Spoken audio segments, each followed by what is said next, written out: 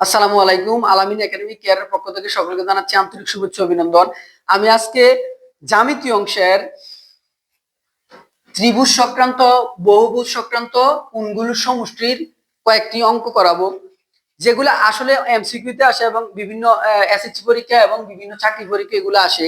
এগুলা নিয়ে আমরা জ্যামিতিগুলা নিয়ে আমরা বিশেষভাবে একটু বিভ্রান্তির মধ্যে পড়ে যাই। এখন আমি এই বহুভুজ সংক্রান্ত কিছু টিপসের মাধ্যমে এগুলা খুব সহজে সমাধান করতে পারবো। আমরা এখানে ভুজ বলতে আমরা ত্রিভুজ বুঝি, চতুর্ভুজ বুঝি, পঞ্চভুজ, ষড়ভুজ, এরকম অনেক, হ্যাঁ, অষ্টভুজ এরকম আসতেই পারে। ত্রিভুজ যদি আমরা একটা ত্রিভুজ যদি অঙ্কন করি, আমরা জানি ত্রিভুজের তিন কোণের সমষ্টি কত? দুই সমকোণ। ঠিক আছে। আর আমি যদি একটা চতুর্ভুজ অঙ্কন করি, এ কি একটা চতুর্ভুজ, এই চতুর্ভুজ যদি আমি কর্ণ বরাবর, হ্যাঁ, এখানে কয়টা ত্রিভুজ হয়েছে? দুইটা ত্রিভুজ। তাহলে দুইটা ত্রিভুজ, এই এই উপরের ত্রিভুজে কয় কোণ? তিন কোণের সমষ্টি কত? দুই সমকোণ। আবার নিচে আরেকটা ত্রিভুজ, এটা কত? দুই সমকোণ। তাহলে আমরা ত্রিভুজে পাইলাম কত সমকোণ? দুই সমকোণ। আর চতুর্ভুজে পাইলাম কত সমকোণ? চার সমকোণ। এবার তুমি একটা পঞ্চভুজ আঁকো। পঞ্চভুজ মানে পাঁচটা, এক দুই তিন চার পাঁচ। এখানে আবার তুমি কি আঁকবা? ত্রিভুজ। তাহলে ত্রিভুজ কয়টা হচ্ছে এখানে? তাহলে তিনটা হলে এখানে দুইটা, এখানে দুইটা, এখানে দুইটা, মোট কয়টা? ছয়টা।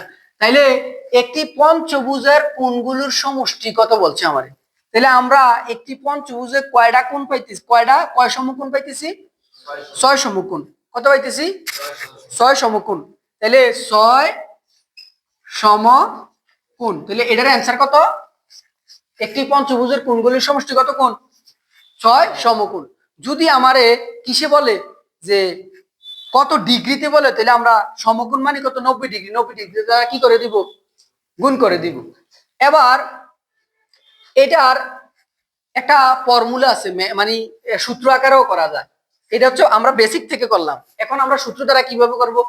ধরো বাহু যদি n হয়, বাহু যদি n হয়, তাইলে আমরা লিখতে পারি 2n - 4। এটা দ্বারা আমরা অঙ্ক করতে পারি। তাহলে ধরো এখানে বাহু ত্রিভুজের ক্ষেত্রে, পঞ্চভুজের ক্ষেত্রে বাহু কয়টা? পাঁচটা। তাহলে আমরা লিখতে পারি 2 × 5 - 4। তাহলে 5 দুগুণে কত? 10 - 4 সমান সমান কত? 6। তাহলে আমাদের অ্যান্সার ছিল কত? 6।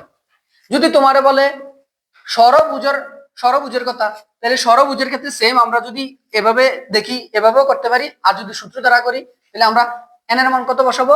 6। তাহলে 6 বসালে কত? 2 × 6 - 4, 6 দুগুণে কত? 12 - 4 সমান সমান 8 সমকোণ। তাহলে ষড়ভুজের অ্যান্সার কত? 8 সমকোণ। তাহলে আমরা এটা কিভাবে বুঝলাম?